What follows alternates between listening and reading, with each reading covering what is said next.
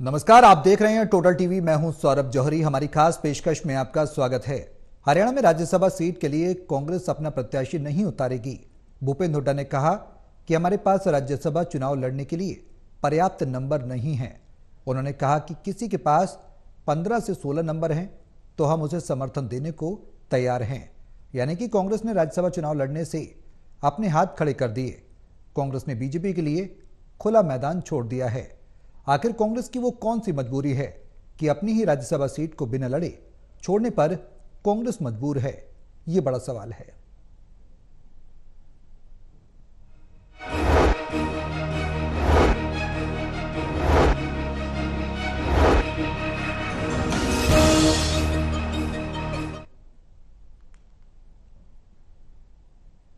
तो कांग्रेस की रणनीति क्या कहती है? हरियाणा में भूपेंद्र सिंह हुड्डा अपनी ही राज्यसभा सीट आखिर बिना लड़े ही क्यों छोड़ना चाहते हैं? बेहद अहम सवाल है।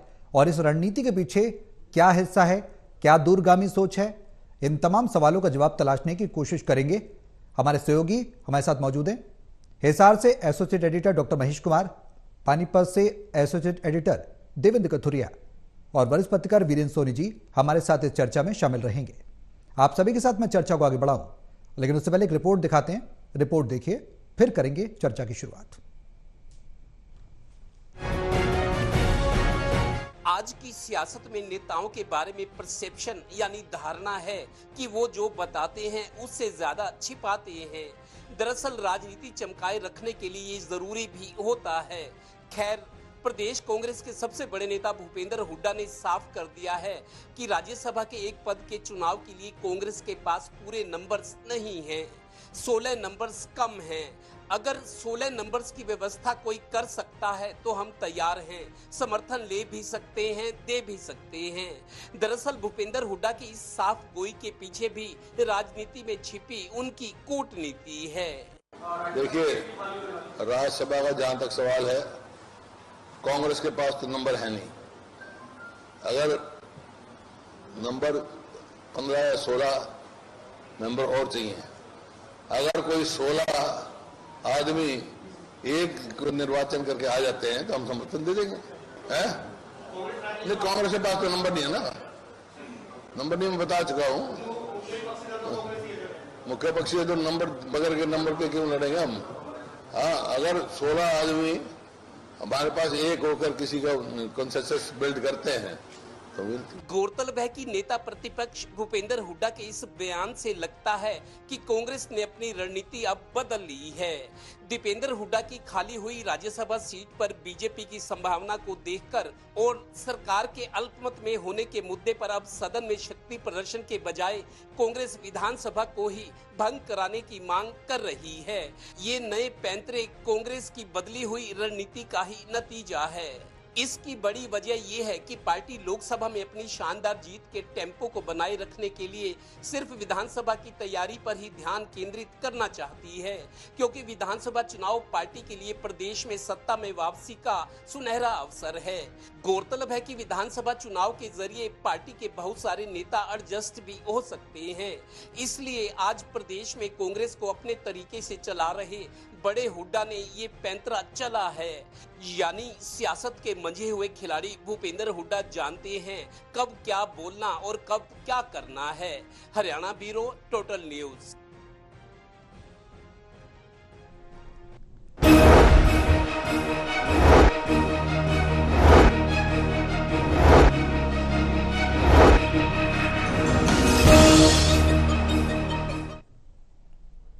तो कांग्रेस ने प्रदेश में कहीं ना कहीं एक तरीके से संकेत दिया है। संकेत के क्या मायने हैं?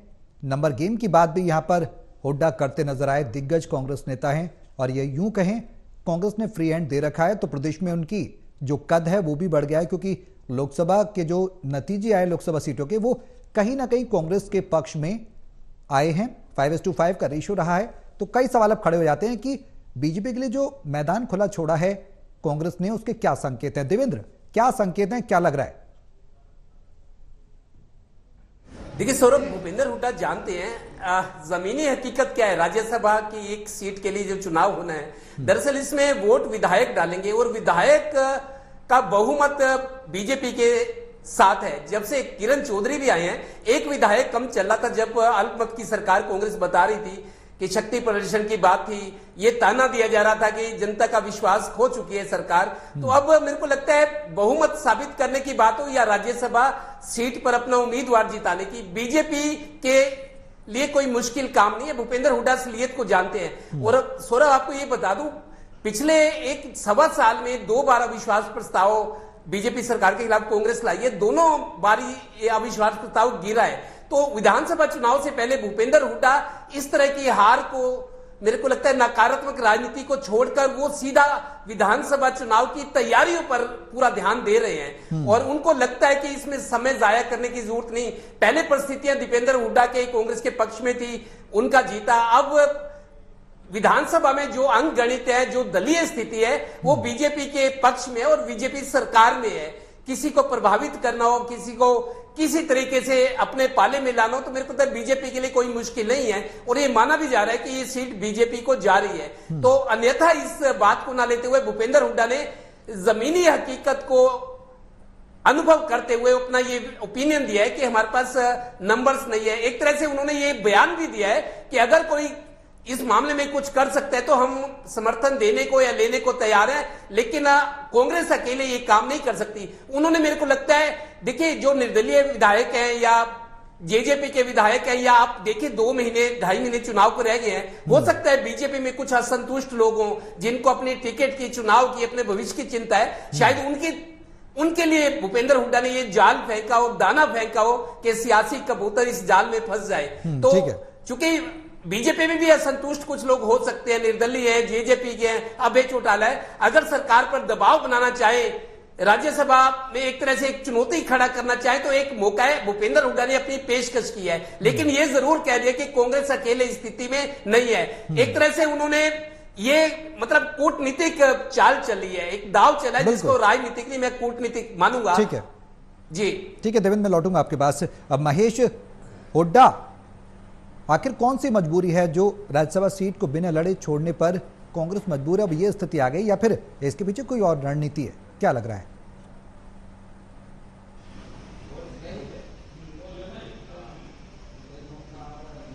देखिए, मैं साफ तौर से कहना चाहूंगा कि भूपेंद्र सिंह हुड्डा की सबसे बड़ी मजबूरी यह है कि कांग्रेस पार्टी के अपने पूरे विधायक क्या वोट डाल देंगे।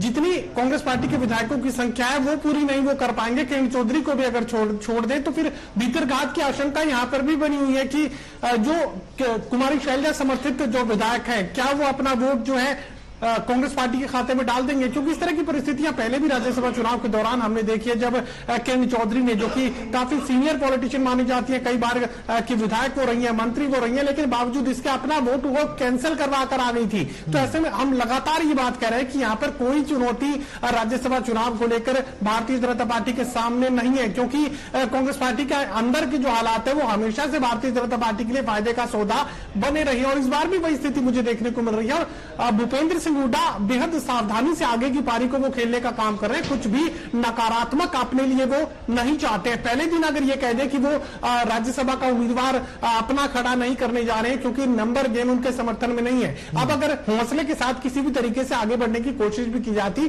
पहली चुनौती है कि कांग्रेस पार्टी के पूरे विधायक क्या कांग्रेस पार्टी के समर्थित राज्यसभा उम्मीदवार को वोट डालते, कहीं कोई वोट कैंसिल तो नहीं होता, कहीं क्रॉस वोट तो नहीं होता। दूसरी स्थिति यह है कि यहां पर विपक्ष में और ऐसा कोई खेमा नहीं है कि जो 14 से 15 से 16 विधायकों की व्यवस्था जो है वो कर सकता है, क्योंकि दुष्यंत चौटाला की अपनी पार्टी पूरी तरह विखंडित इस वक्त हो चुकी है। कुछ विधायक जो हैं वो कांग्रेस पार्टी के समर्थन में आ चुके हैं, कुछ विधायक जो है भारतीय जनता पार्टी के समर्थन में खुल्लम खुल्ला भारतीय जनता पार्टी के उम्मीदवारों के लिए वोट मांगने का काम कर रहे थे। जिक्र बरवाला के विधायक जोगीराम सिहाग का कर सकता हूं, नरवाना विधानसभा क्षेत्र से रामनिवास सुरजा खेड़ा सीधे सीधे भारतीय जनता पार्टी के उम्मीदवारों के लिए वोट मांगने का काम कर रहे थे। तो ऐसे में अब ये कैसे हो सकता है कि वो कांग्रेस पार्टी के उम्मीदवार का समर्थन कर दें? तो यकीनन विपक्ष भी विखंडित है और इसी स्थिति का फायदा यहां पर भारतीय जनता पार्टी को मिलता हुआ नजर आ रहा है। लगातार हम ये बात कर रहे थे कि भूपेंद्र सिंह हुड्डा इस राज्यसभा चुनाव को लेकर बहुत ज्यादा कुछ कर पाने की स्थिति में नजर नहीं आएंगे, क्योंकि एक तो कांग्रेस पार्टी के अंदरूनी हालात और दूसरी परिस्थिति है कि नंबर गेम यहां पर कांग्रेस पार्टी के समर्थन में नजर नहीं आ रहा है। इतने सारे विधायकों की 16 अन्य विधायकों की व्यवस्था भूपेंद्र सिंह सिंह हुड्डा आखिर करें तो कैसे करें? पहले तो कांग्रेस के पूरे करने मुश्किल है, और अगर कांग्रेस पार्टी के पूरे कर भी लें तो फिर बाकी 16 विधायकों की व्यवस्था आखिर कैसे की जाए? बेहतर था कि वो इस खेल से खुद को दूर बनाए रखें, और वही भूपेंद्र सिंह हुड्डा की तरफ से किया गया है। वीरेंद्र जी, जो परिस्थितियां बन रही हैं, भूपेंद्र हुड्डा ने साफ तौर पर हाथ खड़े कर लिए। क्या रणनीति लग रही है? क्या कोई खास रणनीति है, या फिर राज्यसभा सीट फिलहाल छोड़ देंगे और आगे विधानसभा के लिए तैयारी करेंगे और बड़ी रणनीति के साथ बीजेपी को टक्कर देंगे? क्या कुछ लग रहा है? पर्याप्त नहीं है, और जब संख्या बल था तब भी राज्यसभा की सीट नहीं जीत सके थे जी। तो इसलिए अब जब संख्या बल ही नहीं है तो ये चुनाव लड़ना कोई बुद्धिमत्ता है नहीं। मतलब देखिए, जब अब देखिए भूपेंद्र सिंह हुड्डा कह रहे हैं कि 16 अगर विधायकों की व्यवस्था हो जाए, कोई दल ऐसा व्यवस्था करे तो वो समर्थन देने और लेने के लिए तैयार है। मतलब देखिए, सबसे बड़ा दल तो कांग्रेस है। अब किरण चौधरी के जाने के बाद 28 सदस्य हैं, तो बड़ा दल होने के नाते पहल तो कांग्रेस को करनी चाहिए। लेकिन कांग्रेस को लगता है कि जो मान लीजिए और भी व्यवस्था करनी है, चाहे जननायक जनता पार्टी भी ईमानदारी से साथ नहीं है, जो निर्दलीय विधायक है उनकी भूमिका पर भी कोई जो विश्वास नहीं कर सकता, तो इसलिए भूपेंद्र सिंह हुड्डा का कहना तो सही है। लेकिन अब बड़े दल के नाते ये भूमिका तो कांग्रेस की थी। कांग्रेस कोई ऐसा उम्मीदवार तलाश करती तो ऐसा बिना उम्मीदवार तलाश किए ही जो है समर्पण कर दिया भूपेंद्र सिंह हुड्डा ने, क्योंकि उसके अलावा कोई चारा भी नहीं था। देखिए, भूपेंद्र सिंह हुड्डा को मतलब अपनी पार्टी के अंदर भी जूझना पड़ रहा है। अब रणदीप सिंह सुरजेवाला ने भी बयान दिया है कि हमारे नेताओं को ये आत्ममंथन करना पड़ेगा कि किरण चौधरी और उनकी बेटी श्रुति चौधरी पार्टी छोड़कर क्यों गई। तो कुमारी शैलजा पहले ही जो है किरण चौधरी से सहानुभूति व्यक्त कर चुकी है, तो इसलिए कैप्टन अजय यादव के अलग से सुर हैं, तो इसलिए भूपेंद्र हुड्डा को अपने पार्टी में अपने लोगों से ही जूझना पड़ रहा है। हालांकि आज सोनीपत के कार्यकर्ता सम्मेलन में कुलदीप शर्मा वहां मौजूद थे, वो रात को विदेश से आए थे, और वो भूपेंद्र हुड्डा ने कहा, भाई पंडित जी आप हमारे साथ ही रहना, हम आपको छोड़ नहीं सकते, हमें आपकी बहुत जरूरत है और आपको विधानसभा में हमें आपका साथ चाहिए। तो कुलदीप शर्मा ने वहां आश्वासन भी दिया है, जो मतलब कुलदीप शर्मा को लेकर अटकलें लगाई जा रही थी वो तो समाप्त हो गई। तो लेकिन मतलब ये है कि भूपेंद्र हुड्डा को विपक्षी दलों के मतलब जो दूसरे अपने दल हैं उनसे तो जूझना ही पड़ रहा है। मतलब भारतीय जनता पार्टी के साथ तो सामना करना पड़ रहा है, पार्टी के अंदर अपने लोगों से भी जूझना पड़ रहा है। तो ऐसी स्थिति में जो है भूपेंद्र सिंह हुड्डा ने बिल्कुल स्पष्ट कहा है और ईमानदारी के साथ कहा है। वीरेंद्र जी, एक सवाल बेहद अहम है। इस समय हरियाणा में जो सियासी माहौल है, खासकर अगर हम कांग्रेस की ही बात करें तो कांग्रेस को लेकर कहीं ना कहीं इनेलो है और अन्य विपक्षी दल भी हैं जो कांग्रेस के साथ नहीं जाना चाहते। वो कहीं ना कहीं एक तरीके का ताना बाना, ये बातें चल रही, चर्चाएं चल रही बाजार घर में कि कांग्रेस के कुछ और दिग्गज नेता भी हैं जो बीजेपी का दामन थाम सकते हैं। क्या हुड्डा को ये संदेह है, ये शक है कि और कुछ नेताओं की टूट हो सकती है, बीजेपी में जा सकते हैं? इसको लेकर भी क्या वो पूरी तरह से संतुष्ट नहीं है कि वो रोक पा रहे हैं? देखिए, ये भी संभावना हो सकता है, सभी अपना अपना भविष्य तलाश रहे हैं, और जिनको लगता है कि कांग्रेस से उनकी जीत की संभावना नहीं है तो अपनी टिकट की गारंटी चाहते हैं। तो इस टिकट की गारंटी में कोई भी कहीं भी जा सकता है। अब देखिए, अब इस समय वातावरण तो कांग्रेस के पक्ष में बना हुआ है, तो अगर किरण चौधरी अगर गई हैं भारतीय जनता पार्टी में तो वो एकाएक नहीं गई, उनकी भूमिका तो पहले से बनी हुई थी। तो ये जो है लोकसभा चुनाव के दौरान क्या भीतरघात हुआ ये सबको मालूम है, और जो अब भी लोग हैं, जो भी लोग अब कांग्रेस अगर छोड़कर भारतीय जनता पार्टी में अगर जाना चाहते हैं तो उनका अपना व्यक्तिगत स्वार्थ है। कोई विचारधारा किसी प्रभावित होकर, मोदी जी की नीतियों से प्रभावित होकर, तो ऐसा कुछ है नहीं, क्योंकि ये तो सिर्फ कहने की बात है। वास्तविक तो उनका अपना और अपने परिवार का भविष्य है। अब देखिए, अब कांग्रेस के अंदर जो है अब करण दलाल है, उनकी क्या भूमिका हो सकती है। अगर कैप्टन अजय यादव, तो उनके बेटे अब हैं ही हैं, चिरंजीव राव हैं, उनके बेटे अब जो है अब कैप्टन अजय यादव चुनाव लड़ने से रहे। तो और हालांकि देखिए, अब जो है राज बब्बर है, जो लोकसभा चुनाव हार गए, लेकिन वो विधानसभा चुनाव लड़ने में रुचि रखते हैं, और उन्होंने संकेत भी दिया है। इसने दिव्यांशु बुद्धि राजा है, लोकसभा का चुनाव हार गए,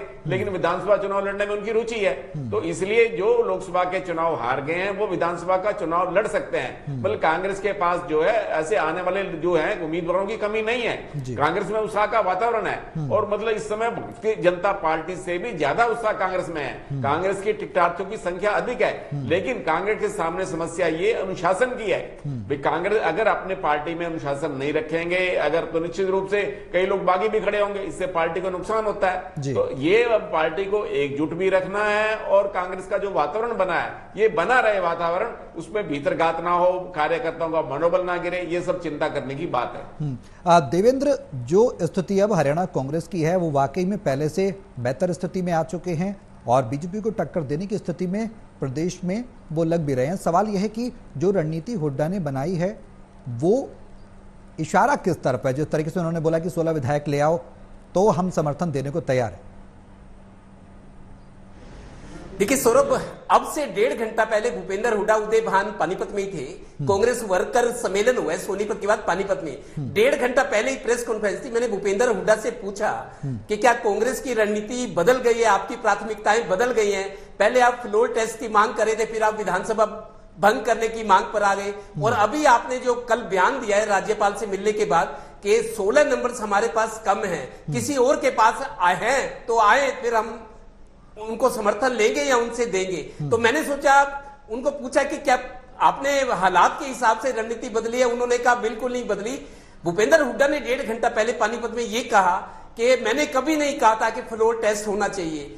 मैं फ्लोर टेस्ट की मांग अब भी मांगता हूं कि फ्लोर टेस्ट हो, मैंने ये इस बात से पीछे नहीं हटा। लेकिन कहते मैं बार बार ये कहना चाह रहा हूं कि अगर फ्लोर टेस्ट होता तो हॉर्स ट्रेडिंग वाली बात हो जाएगी, खरीद फरोख्त होगी, जो एक नैतिकता के खिलाफ है। चुनाव का समय, पार्टियों को नुकसान पहुंचेगा। हम लोकतांत्रिक तरीके से लड़ाई लड़ना चाहते हैं, कांग्रेस हो चाहे बीजेपी हो, लेकिन हॉर्स ट्रेडिंग होगी, विधायकों की खरीद फरोख्त होगी, इससे गलत मैसेज जाएगा पब्लिक में, और 2-3 महीने बाद चुनाव है। तो भूपेंद्र हुड्डा आज भी ये कह रहे थे कि मैं इस बात से पीछे नहीं हटा कि फ्लोर टेस्ट नहीं होना चाहिए, सरकार कराए। लेकिन मेरे को एक बात की आशंका और डर है कि हॉर्स ट्रेडिंग अगर होती है तो जो राजनीतिक, चाहे बीजेपी हो चाहे कांग्रेस हो, जब खरीद फरोख्त होगी तो पब्लिक में आलोचना होगी, लोग उंगलियां उठाएंगे। तो मैं इसलिए कह रहा हूं फ्लोर टेस्ट की मांग मैं आज भी करता हूं, और मैं बार बार कह रहा हूं सरकार अल्पमत की है, इस सरकार को जाना चाहिए, बर्खास्त करना चाहिए। अगर फ्लोर टेस्ट हो तो उसके लिए भी मैं तैयार हूं, लेकिन यह सुनिश्चित किया जाए कि हॉर्स ट्रेडिंग ना हो,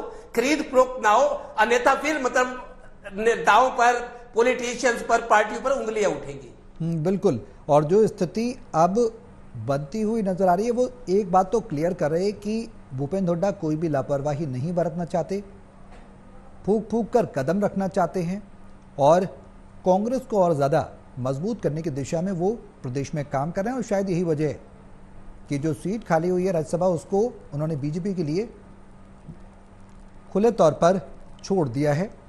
अब रणनीति आगे की क्या कहती है, ये सवाल फिलहाल बरकरार है। कई सवाल यहाँ पर हैं। वीरेंद्र जी, जो स्थिति अब बनी हुई है, इसमें बीजेपी को आने वाले समय में राज्यसभा सीट पे फायदा मिलता नजर आएगा। फ्लोर टेस्ट की मांग होती है तो उसमें भी फायदा मिलता नजर आएगा, क्योंकि जो आंकड़ा है विधायकों का, जो सदन में बहुमत साबित करना होता है, वो भी कहीं ना कहीं बीजेपी के पास है। तो इससे ये माना जाए कि आगे की डगर बीजेपी की किस तरह की रहने वाली, आसान रहने वाली विधानसभा चुनाव में, या फिर कांग्रेस जो दमदार तरीके से बढ़ रही है वो और ज्यादा दमदार तरीके से बढ़ती हुई टक्कर देती नजर आएगी? देखिए, आज जो है नायब सैनी जी को मुख्यमंत्री बने 100 दिन पूरे हो गए जी। मतलब 100 दिन का ये जश्न तो मना नहीं सके, क्योंकि आचार संहिता 2.5 महीने लगी रही, तो इसलिए ये 100 दिन पूरे हो गए हैं। 100 दिन की क्या उपलब्धियां हैं। और देखिए, सरकार को तो कोई खतरा है नहीं। राज्यसभा चुनाव में भी जो है भारतीय जनता पार्टी का उम्मीदवार आसानी से जीत जाएगा।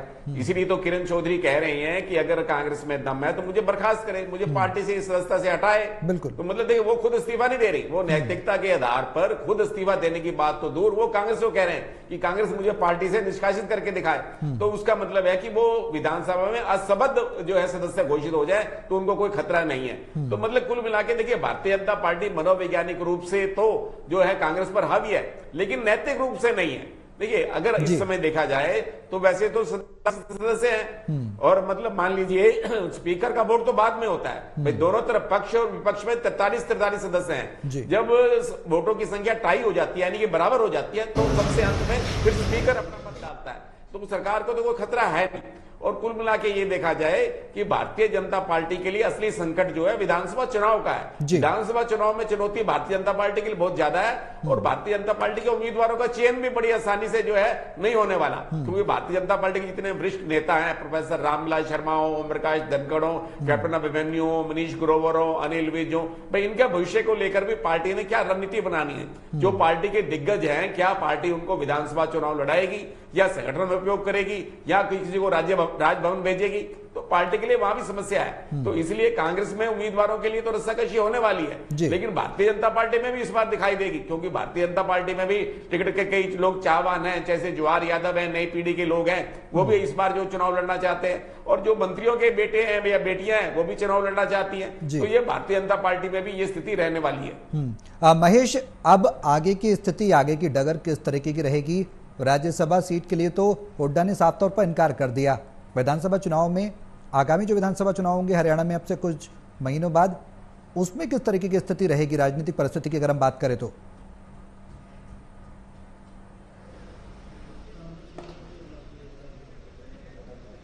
देखिए, आने वाले कुछ दिनों में यहाँ पर मुख्यमंत्री नायब सिंह सैनी हर संभव कोशिश करेंगे कि गरीबों का जो ज्यादा समर्थन है वो भारतीय जनता पार्टी को हासिल हो। जिस तरीके से लगातार हम देख रहे हैं कि यहाँ पर हैप्पी ट्रैवलिंग का जिक्र किया जा रहा है, जिसमें रोडवेज की बसों में मुफ्त सफर गरीबों को दिया जा रहा है। इसके अलावा 100 गज के मुफ्त प्लॉटों की योजना एक बार फिर से बारिश की तरह यहाँ पर प्लॉट्स देने की कोशिश सरकार की तरफ से की जा रही है। हर संभव प्रयास भारतीय जनता पार्टी की तरफ से किया जाएगा जिससे गरीबों और खासकर दलितों का, अनुसूचित जाति के लोगों का जो समर्थन है वो भारतीय जनता पार्टी के खाते में आ सके। क्योंकि यहाँ पर यह समझने की बात है कि यहाँ जाट वोट के अलावा जो अनुसूचित जाति का वोट है वो यहाँ पर सबसे बड़ा मददगार कांग्रेस पार्टी के लिए साबित हुआ।